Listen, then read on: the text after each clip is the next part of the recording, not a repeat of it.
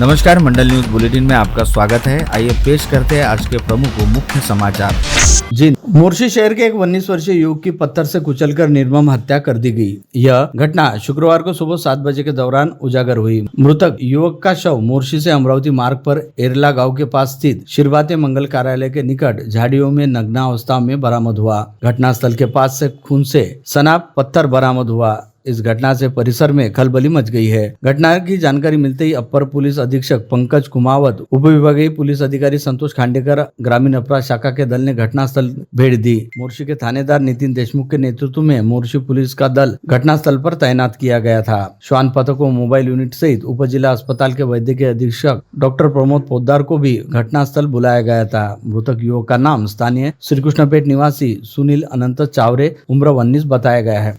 अमरावती में बांग्लादेशी रोहिंग्या को शरण दी जाती है, ऐसा सनसनीखेज आरोप भाजपा सांसद डॉक्टर अनिल बोंडे ने किया है। उनके इस आरोप के कारण राजनीतिक क्षेत्र में खलबली मच गई है। इस कारण अमरावती में रहने वाले बांग्लादेशियों को खोज निकालने की चुनौती पुलिस के सामने है। सांसद डॉक्टर अनिल बोंडे ने आरोप किया कि अमरावती के बांग्लादेशी रोहिंग्यों को शरण दी जाती है। इस बाबत उन्होंने इसके पूर्व भी पुलिस आयुक्त, जिलाधिकारी और ग्रामीण एसपी से चर्चा कर बांग्लादेशियों को यहाँ से खदेड़ने की मांग की है। पिछले दफा जब अमरावती में दंगे की स्थिति निर्माण हो गई थी, उस समय भी अमरावती में बांग्लादेशियों को शरण दी जाती रहने की बात स्पष्ट की थी। पुलिस आयुक्तों को इस संदर्भ में पत्र देकर कार्रवाई करने की उन्होंने मांग की है।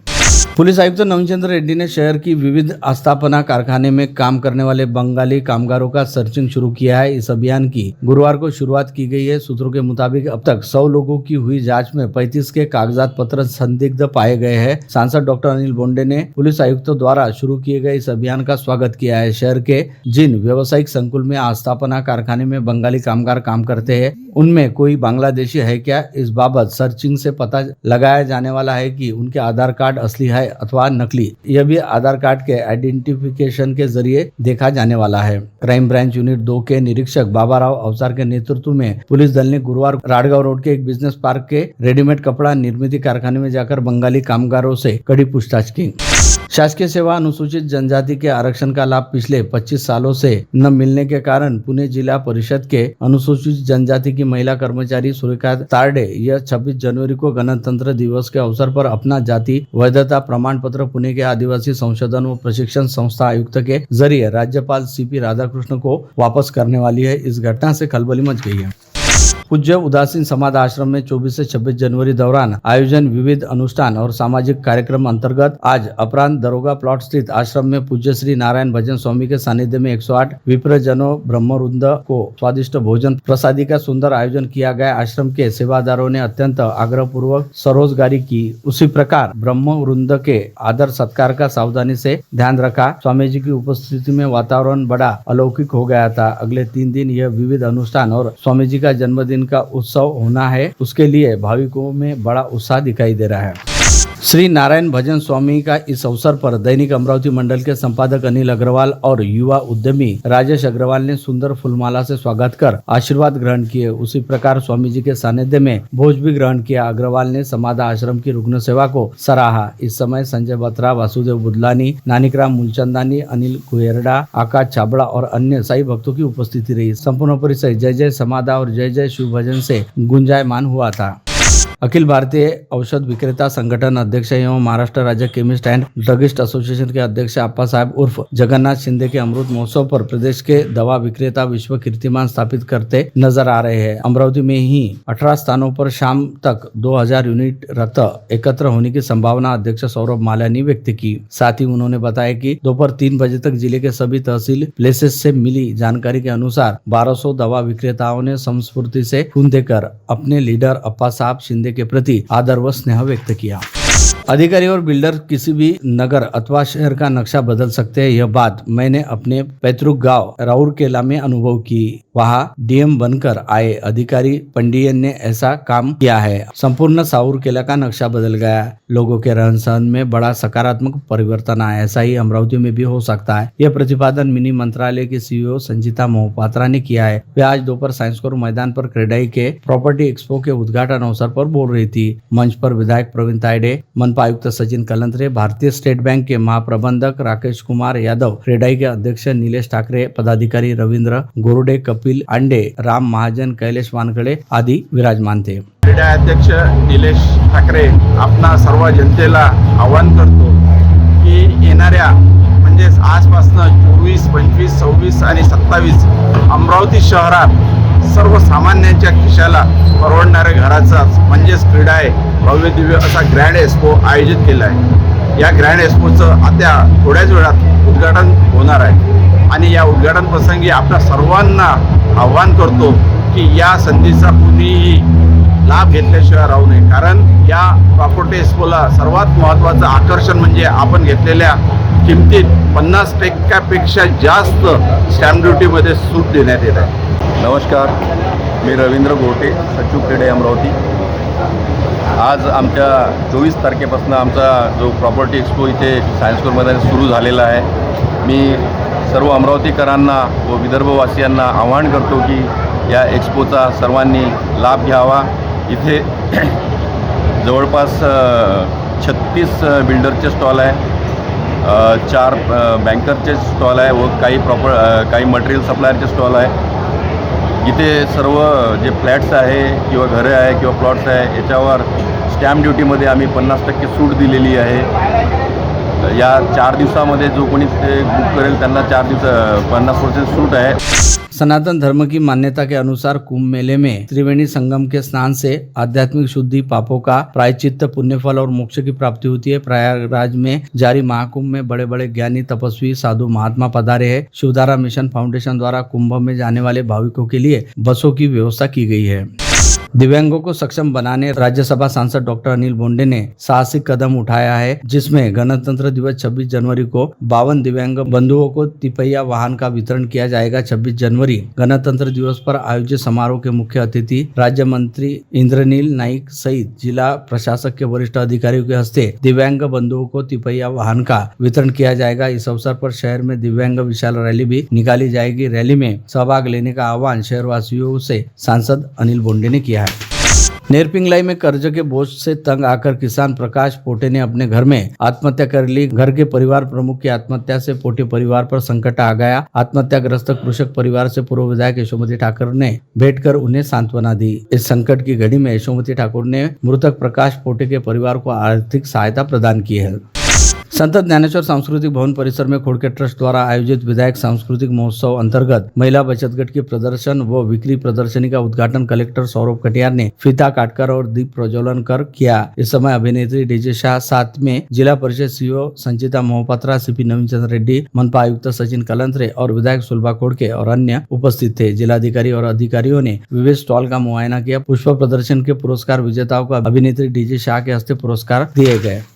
प्रहार द्वारा आयोजित भैरम यात्रा के शंकरपट का गुरुवार को समापन हुआ। अंतिम दिन 23 जनवरी को कुल 213 बैलजोड़ी छूटी। 2 महिला बैलजोड़ी धावक ने भी इस शंकरपट में सहभाग लिया। तेज रफ्तार से दौड़ने वाली इन बैलजोड़ियों ने अपने नाम पर कीर्तिमान दर्ज करते हुए किसानों के साथ दर्शकों का भी दिल जीत लिया। विदर्भ के सबसे बड़े भैरम यात्रा निमित्त बैलजोड़ी दौड़ का आयोजन पूर्व मंत्री बच्चू कडू ने किया था। उपस्थित हजारों नागरिकों को बच्चू कडू ने संबोधित किया। यह 56 इंच की नहीं बल्कि किसानों के बेटी की छाती है।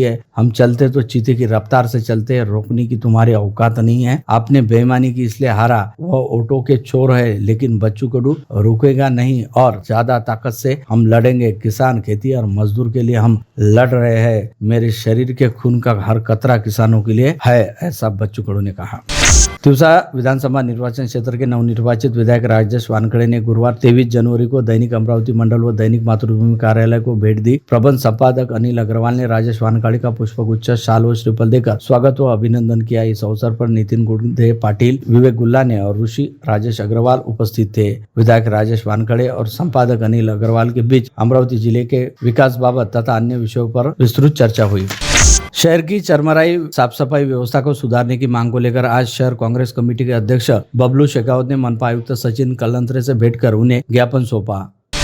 नागपुर मार्ग पर स्थित ड्रीमलैंड बिजनेस पार्क में बने काउच पपी ने मध्य भारत में सबसे बड़े फर्नीचर मॉल के रूप में ख्याति प्राप्त की है। विदर्भ क्षेत्र के लिए फर्नीचर शॉपिंग का अलग अनुभव देने वाले काउच पपी द्वारा इस गणतंत्र दिवस रविवार 26 जनवरी को यहां से खरीदारी करने पर विशेष ऑफर दिया जा रहा है, ऐसा आह्वान किया।